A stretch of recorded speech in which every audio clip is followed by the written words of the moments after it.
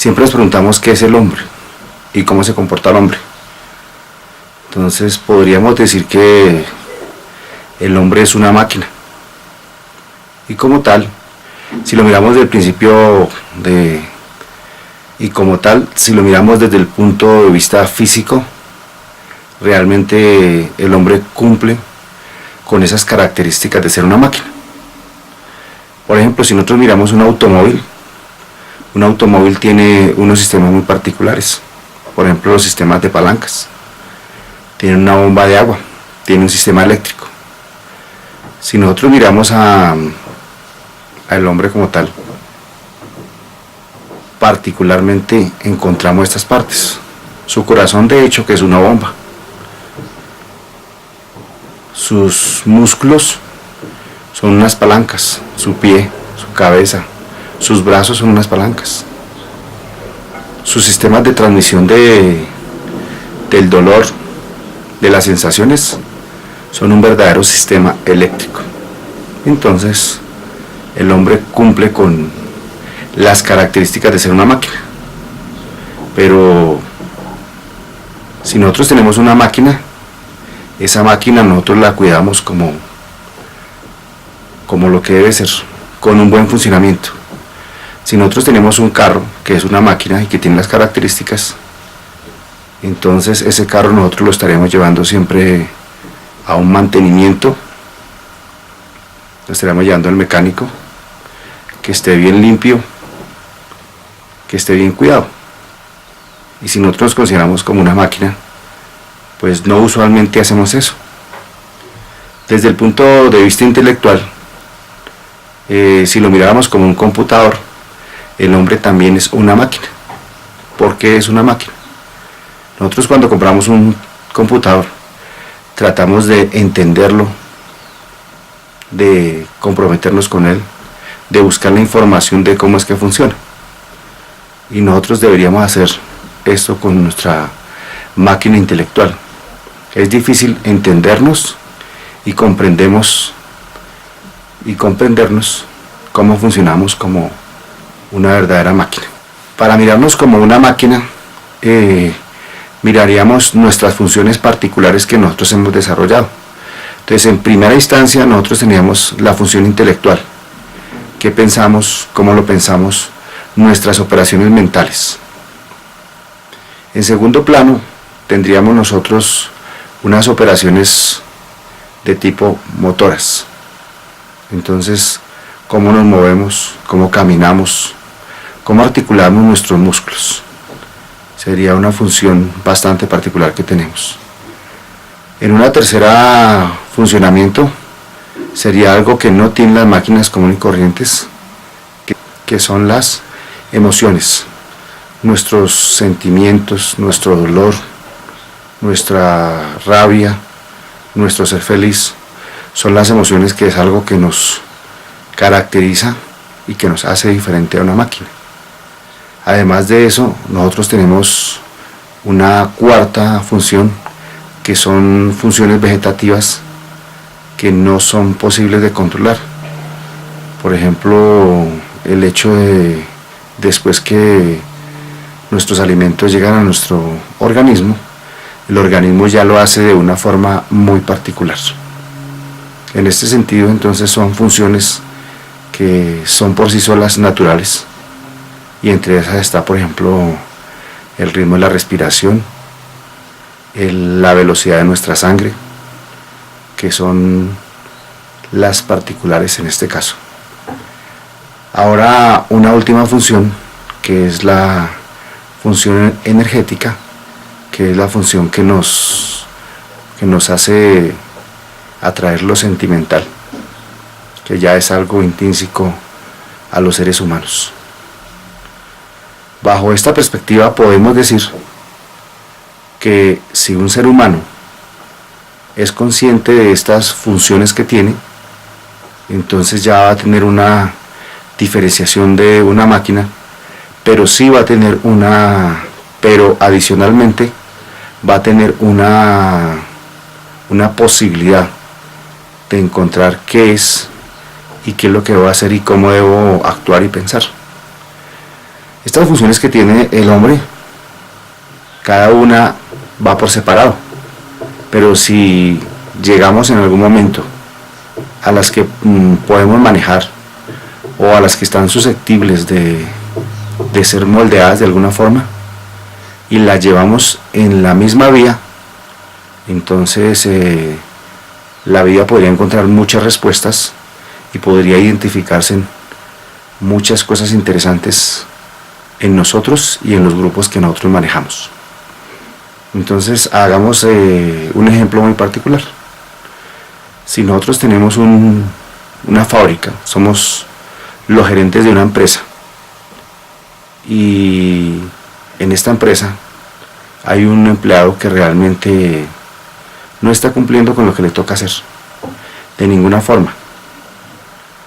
Lo práctico, lo que se ha de hacer para que la empresa funcione bien, es llamar a este empleado y decirle que los servicios no funcionan. Pero cuando lo llama uno, y él posiblemente le puede decir que su familia, que sus hijos, que se queda sin trabajo, entonces si uno no maneja las funciones de la máquina como tal en una misma dirección, vamos a tener bastantes conflictos. Entonces se entra en conflicto cuando intelectualmente yo sé que debo despedirlo, pero emocionalmente también pienso en su familia y digo, pero no está bien que él se retire acá. Entonces viene la palabra no ser coherente, porque mi función intelectual, mi función sentimental no está en la misma dirección. Por lo tanto, entonces es fácil de manejar una persona como una persona que tenga las características de no manejar sus funciones en la misma dirección. Entonces cuando uno sabe a qué atenerse en una persona, es porque esta persona es coherente. En este orden de ideas, los seres humanos tendemos a vivir en sociedad, a vivir en grupo, y esta convivencia en grupo hace que debamos ser coherentes, que debamos manejar nuestras funciones en los mismos sentidos. Hay algo particular, hay algo que es cotidiano en los seres humanos, que es la rutina. Todo ser humano tiende a ser mecánico, a estar haciendo siempre lo mismo. Si nos preguntáramos qué hacemos todos los días, hiciéramos un horario de lunes a viernes y lo escribiéramos, qué hacemos en las horas de la mañana, en las horas de la tarde, en las horas de la noche, el lunes, el martes, el miércoles. Si hiciéramos un horario y escribiéramos, ¿qué encontraríamos?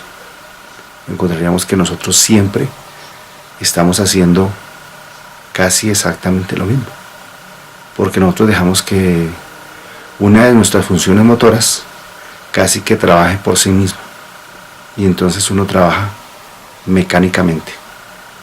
Nuestro cuerpo trabaja sin necesidad de manejar la inteligencia. ¿Usted no ha notado que cuando usted lleva un talego en la mano, usted no necesita pensar que lleva el talego en la mano? Usted lo coloca en la mano y lo lleva. Usted está hablando, usted está abordando un automóvil, usted camina, usted va por donde quiera y el talego siempre estará ahí. Esas son funciones que se hacen mecánicamente.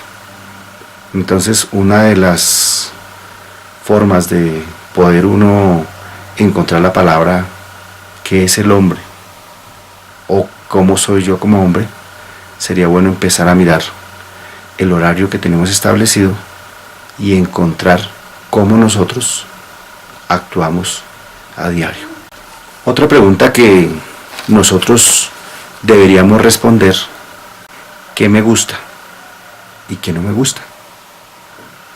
En las 5 partes que nosotros tenemos, en la parte intelectual, en la parte motora, en la parte emocional en la parte digestiva y en la parte energética.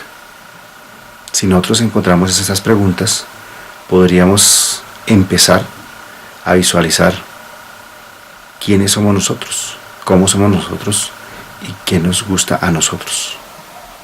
Bueno, y realmente esta formación o esta visión de hombre, ¿para qué la tenemos nosotros?